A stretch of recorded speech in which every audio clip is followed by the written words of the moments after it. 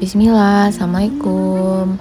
Hai, apa kabar kalian semua? Semoga dalam keadaan baik ya guys.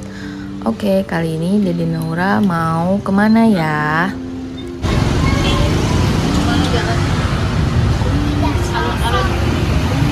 Apa teh? Dede Naura mau naik bandros guys. Apa itu? Bandung Tour on Bus.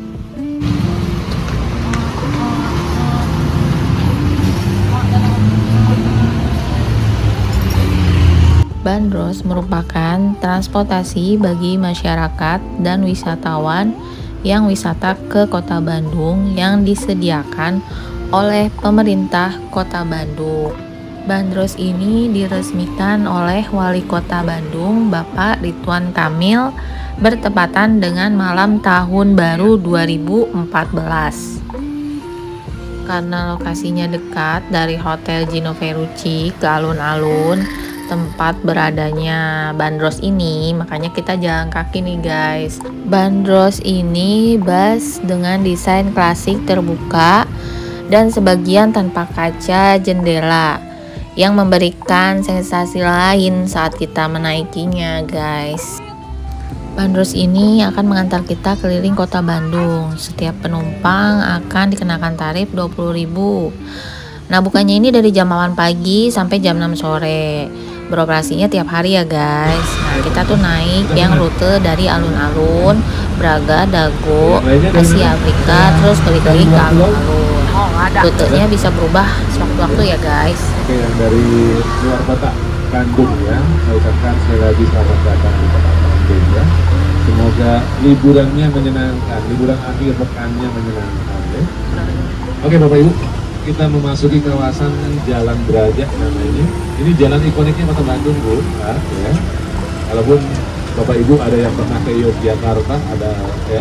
Nah di sana ada yang Malioboro. Nah kita yang orang Bandung punya juga, tapi bukan Malioboro dan tidak sepanjang Malioboro. Kalau Malioboro itu panjang ya dan lebar ya. Kalau ini sempit karena ini ya Bandung itu dulunya awalnya itu tidak akan dibangun untuk menjadi sebuah kota besar, sehingga jalannya kecil-kecil loh di Bandung, nggak lebar-lebar ya. Ya, oke ya. Jadi sekali lagi Braga ya sebagai jalan ikoniknya kota Bandung.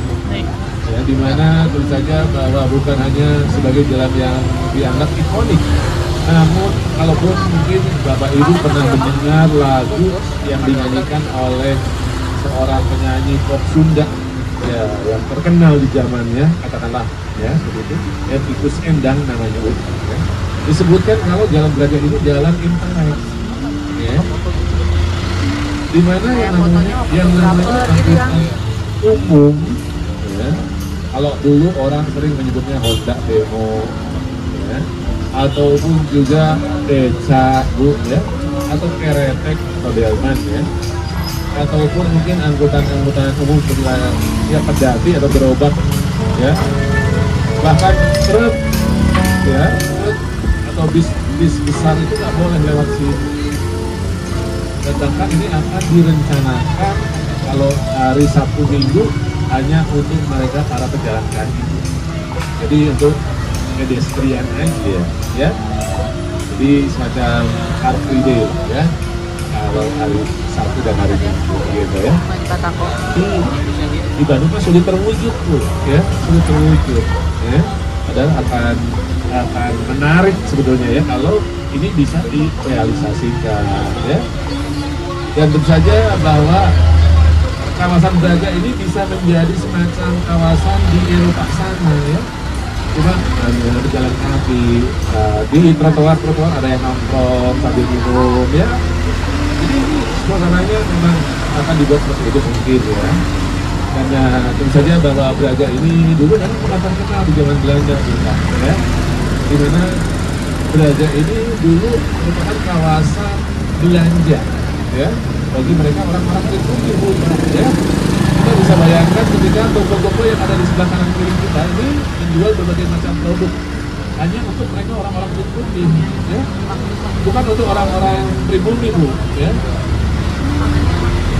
Jadi hanya untuk mereka orang-orang ribut, ya. Dan tentu saja bahwa kalau saat ini memang sulit untuk membayangkan seperti apa dulu kawasan berada. Tapi setidaknya ketika mungkin kalau ada yang pernah ke Bali ya, di jalan di Kuta lah, katakan Legian ya, atau di Sanur ya, atau di Ubud. Kan itu mayoritas tuh orang-orang bule tuh ya, hilir mudik ya. Nah, kalau Belanda itu dulu zaman Belanda seperti itu Pak ya. Jadi pada umumnya ya orang-orang kulit putih ya. Ya. Nah, ini dulu merupakan tempat wisata bagi warga kota. Jadi kolam-kolam kecil yang ada di sana dulu yang berasal dari Tatar Parahyangan ini, nah, dari Tatar Bandung khususnya, dengan nama brandnya Kopi Jawa atau Jawa Kopi ya.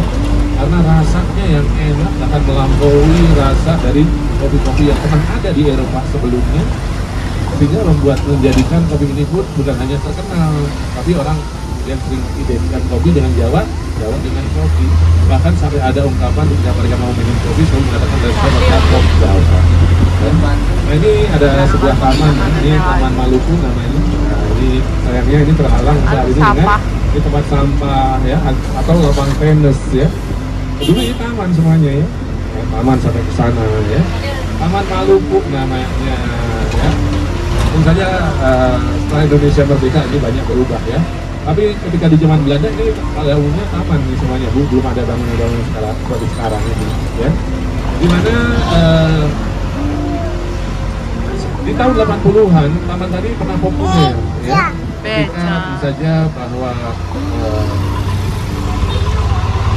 karena situasi dan kondisi saat itu ya begitu minim dengan penerangan, jadi tempat tadi cukup gelap ya, sehingga sering dimanfaatkan bagi mereka para lelaki yang mengaku wanita ya, sebagai tempat nongkrong mereka, tempat mangkal mereka. Tahu yang saya maksudkan, lelaki yang mengaku wanita? Waria lah ya, waria atau kencong, banci, atau yang dulu orang sering menyebutnya juga wadam. Nah, wadam ya. Wadam ya, maaf ya, almarhumah Dorjet gitu ya. Nah, Dorjet lama-lama kan laki-laki ya, jadi menjadi wanita ya, transgender ya. Kalau di Thailand sana, aduh rame ya, terkenal ya, bahkan banyak mereka para waria-waria ini yang cantik-cantik, bahkan cantiknya aja pos Indonesia melebihi wanita pada umumnya gitu ya. Sering orang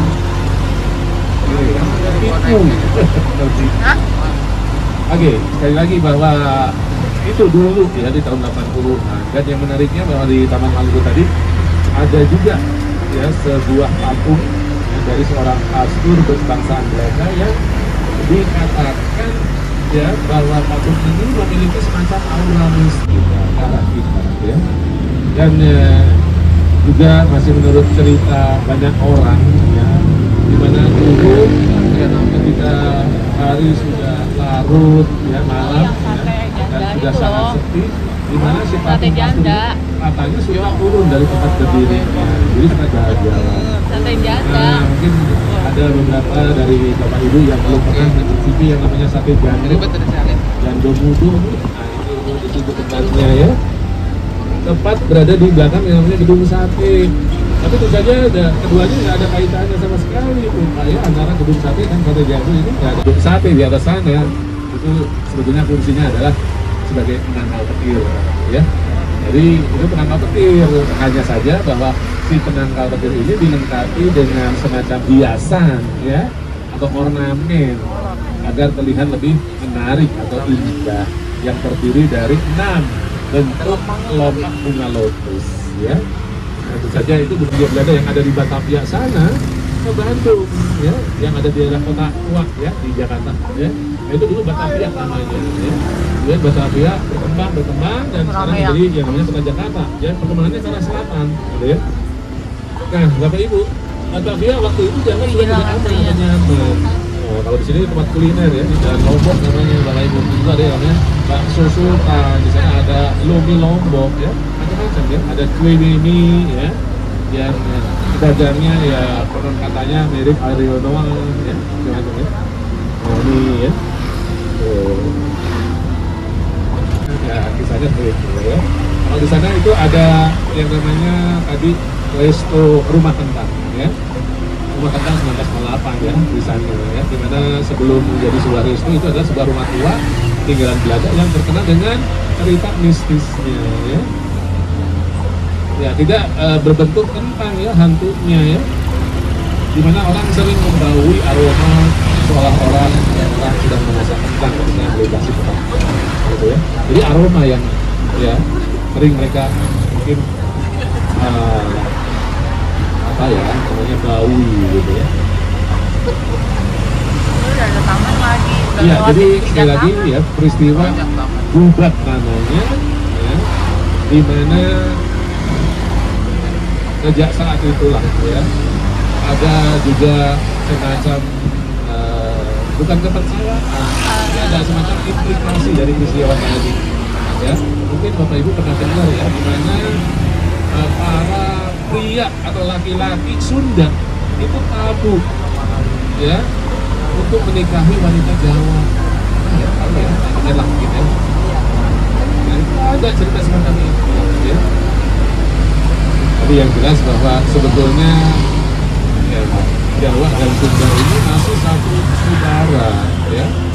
Bahkan rah raja-raja di Jawa itu berasal dari ya rah yang sama ya, dari raja yang namanya mungkin dari kerajaan ya Tarumanagara ya, itu yang dianggap paling tua di Jawa ya. Oke Bapak Ibu, kita beralih nih, ini kita ada taman di sebelah kanan kita nih ya, taman rekreasi maupun edukasi namun berbayar ya, yang namanya dikenal dengan sebutannya Taman Lalu Lintas Bandung atau Bandung Traffic Park, atau sebelumnya dikenal sebenarnya dengan namanya Taman Lalu Lintas Ade Irma Suryani Nasution ya. Dulu namanya Taman Insulinde ya, ketika di zaman Belanda ya.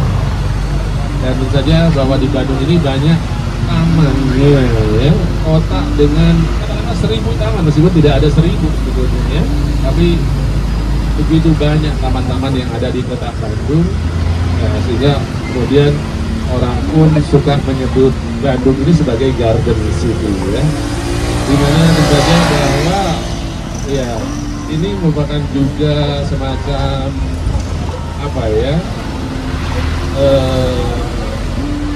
katakanlah bahwa ini bukan hasil karya rancang bangunnya orang pribumi ya, Bapak Soekarno ya, namanya Hotel Preanger yang bergaya Art Deco. Di sebelah kanan sementara itu adalah yang namanya monumen 0 km-nya Kota Bandung, di mana itu merupakan tonggak sejarah dari keberadaan Kota Bandung sendiri. Lahirnya Kota Bandung itu dari tempat tadi bukan ya, dari monumen 0 km-nya Kota Bandung, dan itu berkaitan dengan jalan yang kita lalui saat ini. Yang tentu saja bahwa dulu jalan ini merupakan bagian dari ruas jalan raya yang namanya Anyar Panarukan atau Jalan Dandor atau Jalan Raya Pos ya, atau Produk Pos ya. Nah, sementara di sebelah kanan ini adalah gedung di mana Konferensi Asia Afrika pernah diselenggarakan di tahun 1953. Namanya Gedung Merdeka. Dan sebelumnya gedung tadi bernama Societe Concordia, balai pertemuan bagi mereka orang-orang kayanya Bandung, para sosialitanya Bandung. Ini menarik sekali ya, di mana mereka si orang-orang kaya Bandung yang tentu saja terdiri pada umumnya ya orang-orang kulit putih lah ya, orang-orang Belanda ya, terdiri dari para pejabat, para pengusaha, para pebisnis ya, ataupun para pemilik perkebunan yang berkesempatan seminggu sekali untuk saling bertemu dan mereka bersenang-senang dengan melakukan ya pesta di dalam gedung Societe Concordia. Nah, Ini tadi baru saja juga kita melintasi kawasan pusat kota Bandung yang sering orang sebut dengan alun-alun namanya, ya. Yang mana tentu saja bahwa ya yang namanya alun-alun itu pasti ada di setiap pusat-pusat kota di Jawa ini, ya. Dimana tentu saja kalau dulu yang namanya alun-alun itu selalu gambaran dari pusat kota di Jawa berasal dari konsep yang sama, ya. Konsep catur gatra tunggal namanya, atau catur sabotro, ya. Dan tentu saja ini merupakan pengaruh sebetulnya dari Mataram Islam, ya. Saat kekuasaan Mataram Islam ini meliputi hampir seluruh Pulau Jawa,